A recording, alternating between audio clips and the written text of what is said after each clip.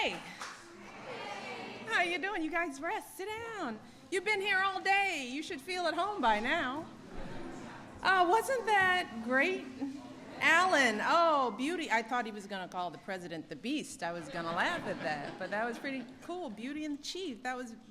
I don't know about you guys, but I was listening backstage, and I just wanted to put my ball gown on and twirl and twirl. I mean, yeah, I see people in the back. That's beautiful scores, beautiful music. Great way to start off this workshop or this panel discussion. I want to welcome you to the White House. Have you been having fun? Yes.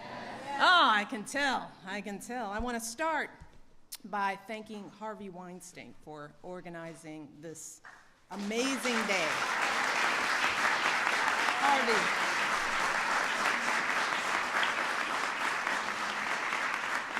This is possible because of Harvey. He is a wonderful human being, a good friend, and just a powerhouse. And the fact that he and his team took the time to make this happen for all of you should say something not about me or about this place, but about you. All right, everybody, we are here because of you. Whoopi Goldberg, Naomi Harris, Ryan Coogler, David Frankel, Blake Lively, all of us are here because of you. And of course, my dear friend Gail King is here. We are here because of you. So let's welcome everybody here.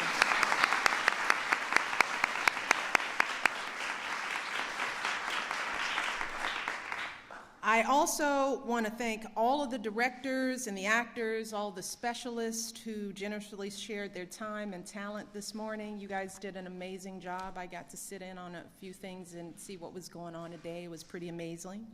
But as I see, yes, big hand to all the team for making this possible. But most importantly, I want to thank our young people. I want to thank you guys for, yes, give yourselves a hand. We have students here from film and visual arts programs in Boston, in Brooklyn, and right here in Washington, D.C. And I'm thrilled to have all of you here for our first ever Careers in Film Symposium. We never did this before. This is the first time that we have brought young people into the White House for an event like this. And we have had students here for workshops on all sorts of things. We've done everything from classical music to spoken word to poetry. And just a few days ago, we were doing some Bollywood dancing in the state dining room. And today, we wanted to continue this tradition by giving you all the chance to dive into the world of filmmaking. And from what I heard and what I saw for myself, I see you guys dove in pretty deeply on this subject. You learned about directing and improvising. You saw how a blank screen can create a whole new world. You discovered how music and sound effects can add emotion to any scene. And you even had a chance to design a wardrobe and apply makeup, just like they do in Hollywood. And just so that the press understands, you may see some of our staff people with big gashes and cuts on their heads. It's just Hollywood happening here. Many of the students did that work, and I was prepared. People told me there are people walking around with scabs on their faces, and then I saw Jeremy, my head of the social office, and I was shocked that his nose was cut up. This stuff is pretty good, very realistic. So you all have had a chance to learn the nuts and bolts of the movie business from some of the Hollywood's most respected leaders. But here's the thing. These folks know that it doesn't just take technical knowledge to succeed in the movie business. And that's one of the important points we want you all to take away. It's not just about being a good actor or knowing how to create the best special effects. It's also about things like grit. It's about determination, resilience. Because all of those character traits, the ability to overcome adversity, all of that are some of the traits and skills that have made the folks on this stage successful in life. And that's what I want you guys to understand. You know, talent comes and goes, but it's your ability to dig deep when things are hard and make things happen for yourself. That's the difference between just an average life and success.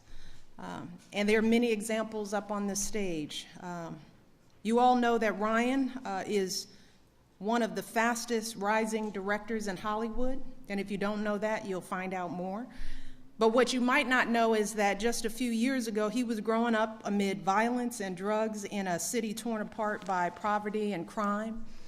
And he says that if it weren't for the discipline and drive that his parents instilled in him, and I can say the same, if he hadn't made the right choices and worked hard every single day, and I can say the same thing, he might have ended up as a statistic, just like many of the kids he grew up with. Now, meanwhile, for Harvey, it was a poke in the eye, and I mean literally a poke in the eye that may have led to him becoming one of the biggest producers in Hollywood that we have ever seen. When Harvey was 10 years old, he lost an eye when he was playing around with some other kids. So he couldn't go to school for 6 months. But Harvey didn't just sit around feeling sorry for himself. He knocked on the door of a retired librarian who lived next door to him and asked for books. Now, for those of you who know Harvey, can you imagine a 10-year-old Harvey in a conversation with a librarian? But from that moment on, Harvey developed a love of reading and a knack for finding good stories, a skill he has used every day for decades. And then there's my dear, dear friend Whoopi, who has overcome all kinds of adversity.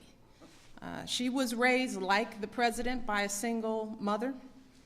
She grew up in housing projects in Manhattan. She was growing up, when she was growing up, she was dyslexic. She had trouble reading. As a result, there were people again and again who would call her dumb. They would call her slow. By the time she was in her early 20s, she had a baby daughter. She had battled drug addiction. She had gone through a divorce. But let me tell you, Whoopi never let any of that stop her from pursuing her passions for comedy and acting.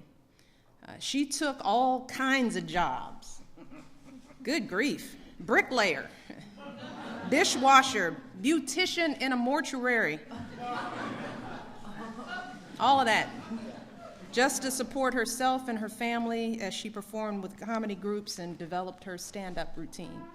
And after years and years of scraping by, she got her break and landed a role in a wonderful movie called The Color Purple. You've heard of that?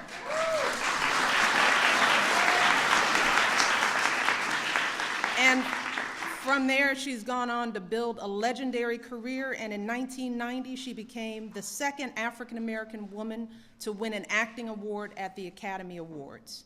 And yes.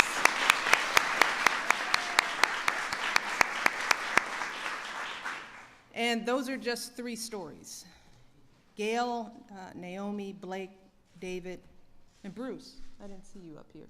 Bruce is here too. They're going to share their own stories, and I hope that you all will listen and ask them questions, find out what their paths to success were. That's why we're here. See, because when you do that, when you ask successful people what they've done, when you learn more about these men and women here today, you discover that they've all overcome some kind of challenges in their lives.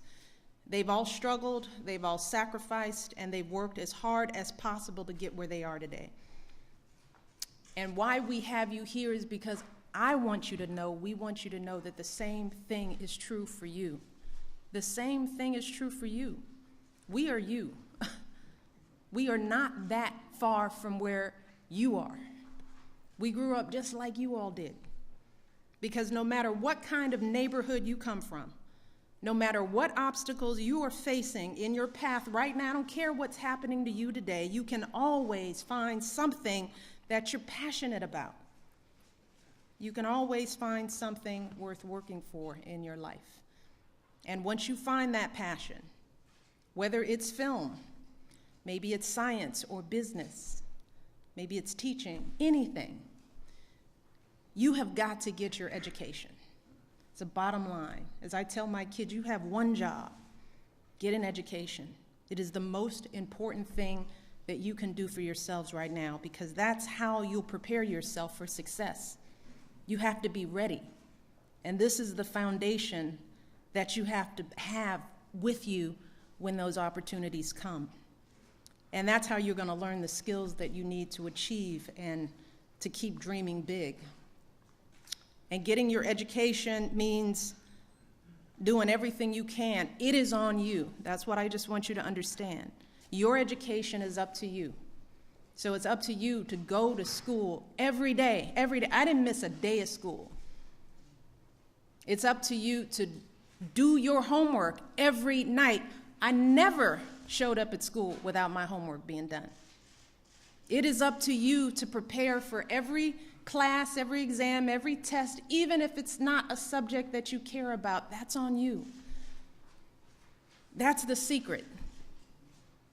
And you can own that no matter where you come from.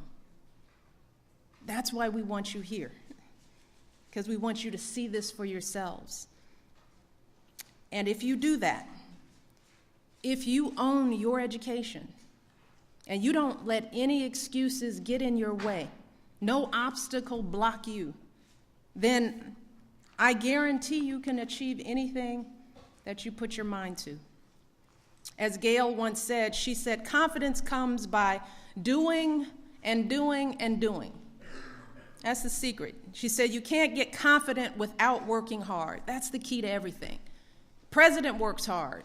Everybody in this room, every intern, every person with a light or a camera, they get up and they work hard.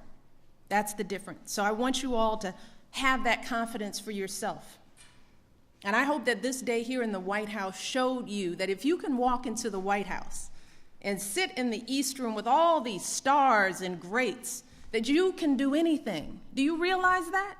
You have been in this room, in this house with all of us, so you can do anything. Can you just own that for a minute? Stand up a little straighter. Own it. I spent the day at the White House with the First Lady and with all these stars and actors, and I held it together. And you made us all very proud today. I heard that over and over and over again, and I hope this experience helps to transform you and solidify in your minds that you have everything you need to be successful. All right?